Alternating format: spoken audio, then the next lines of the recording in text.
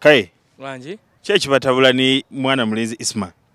Isma ajja kuterera. Omanye omuntu omukuru nga Isma omukwata mpola mpola. Kati ajja kuterera yagamba myaka 5 simanyi mukaaga kati fa abasoma math you round off to the nearest number was 60 years. Kati abantu abakulu tubakwata mpola bantondo ate batondo wala bavuma kakati ina mukwata mpola. Naye ajja kuterera yateredde twakozeyo show ne mugamba Isma oli mu Uganda. Mu Uganda woba ku musajja ku myaka jo akezimbira kebawe ekitiibwa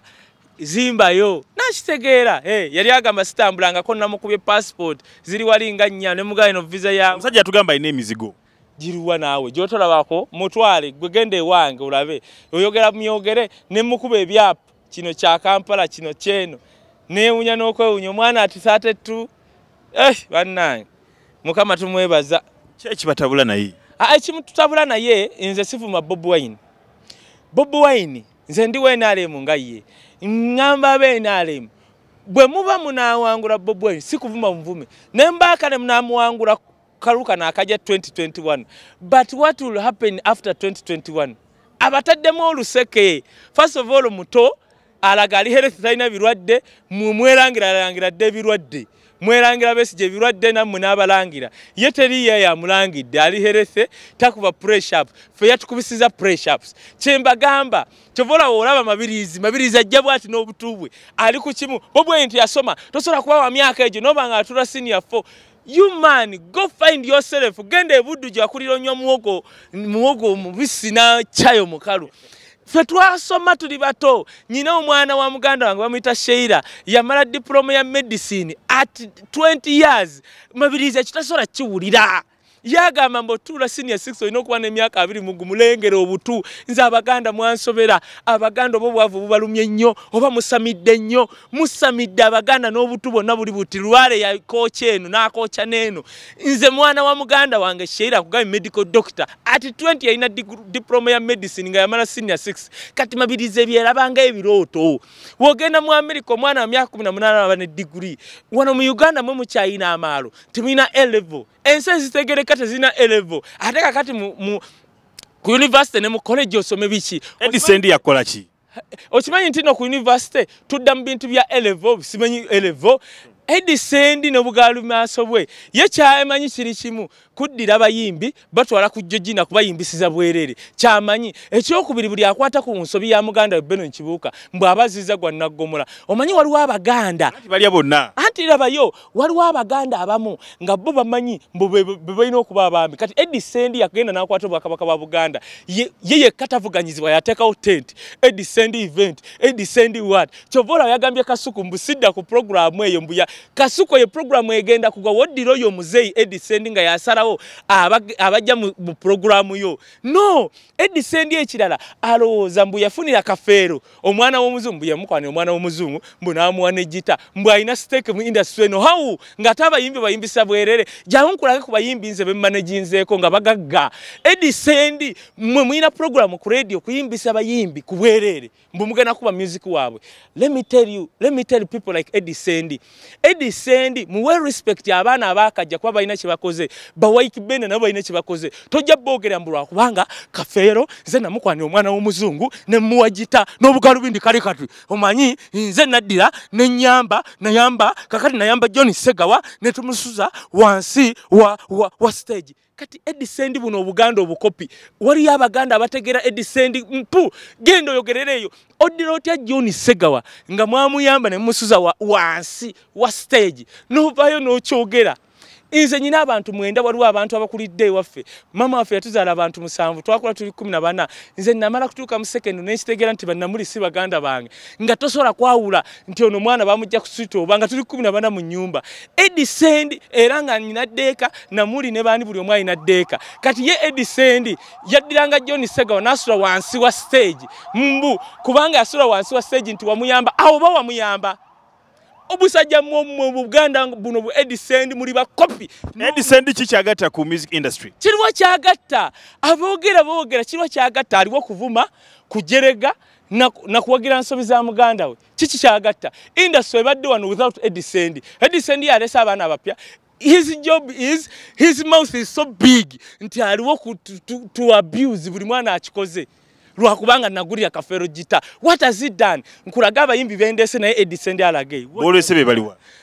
sijja boogera njagala jayogera ababe nange njogere osegedde kyenkugamba njagala lumwaka era ayogere nange njogere ye Edison. Let me tell you, abantu nga Edison bamuzeyi wakazi aliwa omanyi kakati John Sagawa twamutubanga wansi wa stereo kakati